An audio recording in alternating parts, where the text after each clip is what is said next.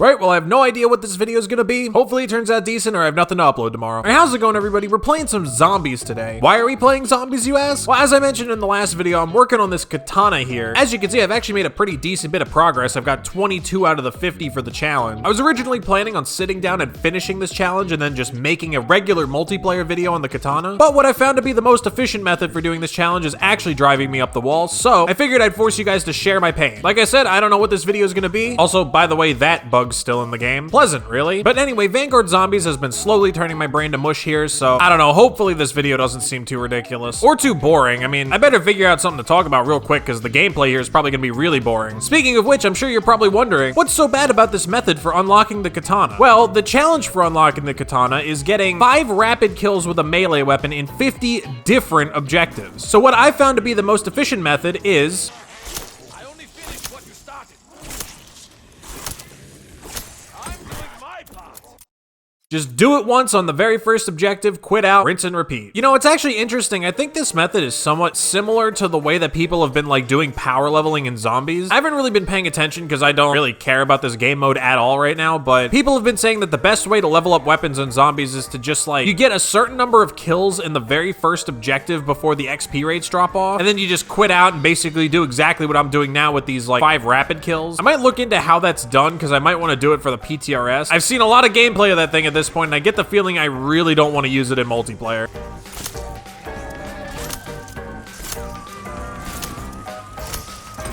All right, another one done. Just the most engaging gameplay loop you could ever think of, honestly. To be honest, this is reflective of the same problem with the challenges that I was talking about with getting diamond snipers, where it's like, I don't really understand why so many of these challenges feel constructed to be tedious rather than engaging. Like, obviously the point of these challenges is to like, make us play the game, right? The obsidian grind from Modern Warfare was probably the most egregious example, but pretty much all the camo challenges are fairly blatant excuses to just try and get you to play the game as long as possible. But like I said, my whole thing with that is I don't really understand why it's so difficult to create a challenge that makes us play the game for a significant period of time that also is engaging on some level, you know what I mean? Because the other thing is like, I feel like they don't think these things through before they design them and put them into the game. Like, I don't understand how nobody in the development process looks at this challenge and says to themselves, huh, you know, we're designing a challenge here where the most efficient way to get this done is to play one game of zombies for exactly 45 seconds and then quitting the game, rinsing and repeating. Like, I don't really understand why nobody throws some kind of red flag at that in the development cycle. Like, do they legitimately not have time? Or are they actually just not thinking these things through? Like, I don't get it, you know? I can't believe that didn't count. I hate that that happens, by the way. Actually, the knifing in zombies is really fucked up. There hasn't been an example of it yet in this video, but like sometimes what'll happen is you'll go to knife at a zombie, and I don't know if it's the aim assist or just the way the game is in general, but your reticle will just like pop off into the corner of your screen. It'll just make you look at the ceiling for some reason. Like, I have no idea why. So yeah, I mean, this is the grind in a nutshell. Fastest way to unlock... Wait, what was I trying to unlock again? The katana. There we go. I'm unlocking the katana. See, dude, this shit's so brain dead, I literally forgot why I was doing it in the first place. Hopefully this video is entertaining to somebody in some way, but I mean, like I said, the only reason I'm making this is because I needed something to upload tomorrow, because I don't really feel like being up until 4 a.m. finishing this stupid fucking challenge and then having to record a video on top of that. I feel like that is a recipe for a rage Taj right there. Although, I don't know, maybe some people would want to see that. Do you guys enjoy watching me like rage at this game or what? I like to think of myself as more of the sarcastic content creator, but I mean, hey, I don't know, if you guys like me yelling at the game, maybe I'll do that more. Jesus Christ, I've only been recording for 10 minutes? What the fuck do I talk about? I feel like a comedian that's bombing on set. Actually, a lot of people probably have no fucking idea what I'm talking about, but like, once upon a time, I too used to do stand-up comedy, and like, something that'll happen is like, if you're having a bad set or you're bombing or whatever, you'll have like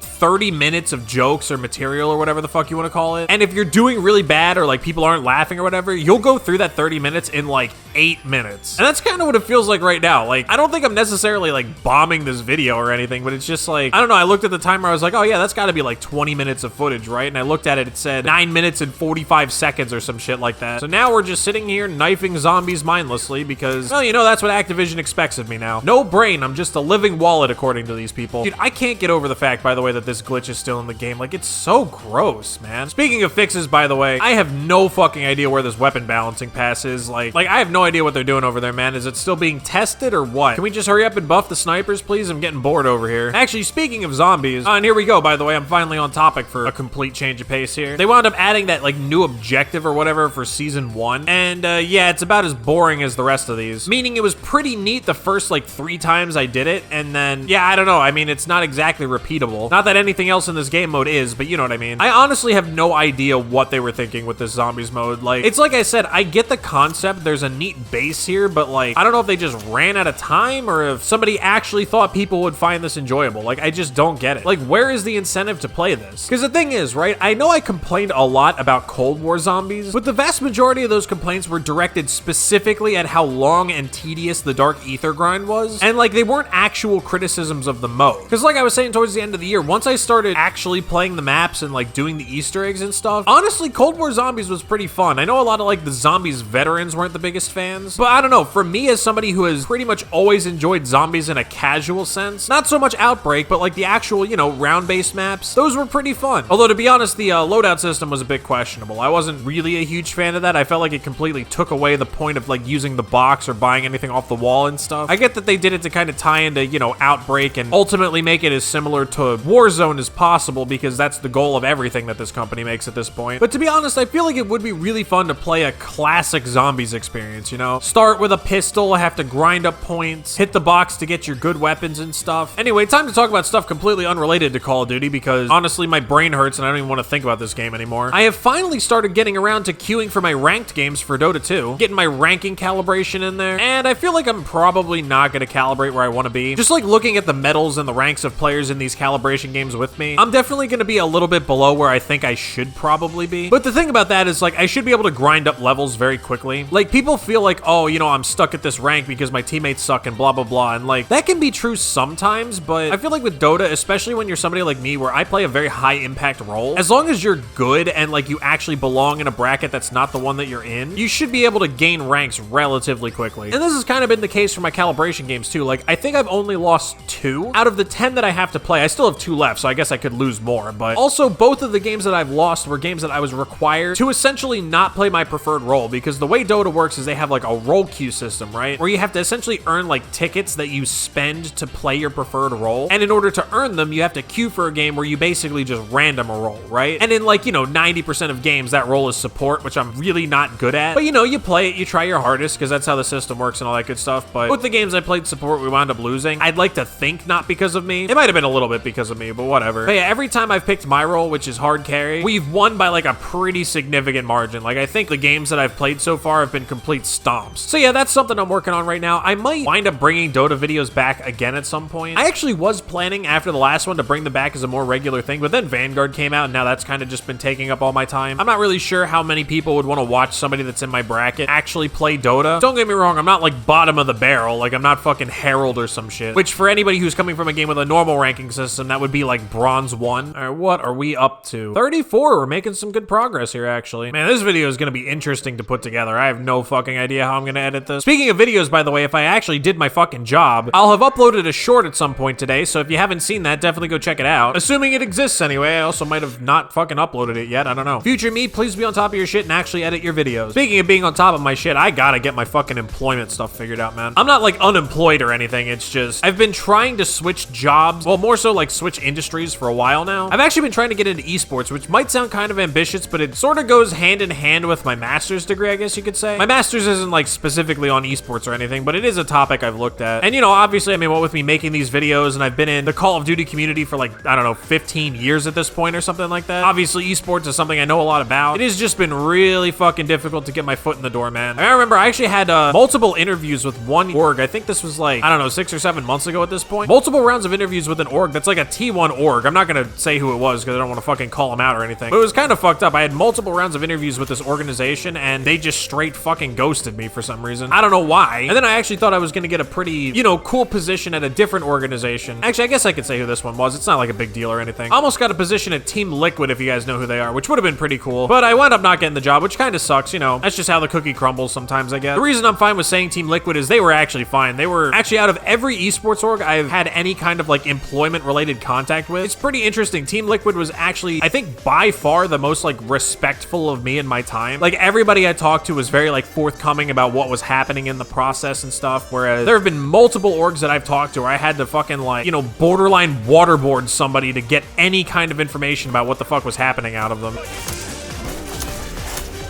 What? Did I actually just fucking die doing this stupid ass challenge? Are you kidding me?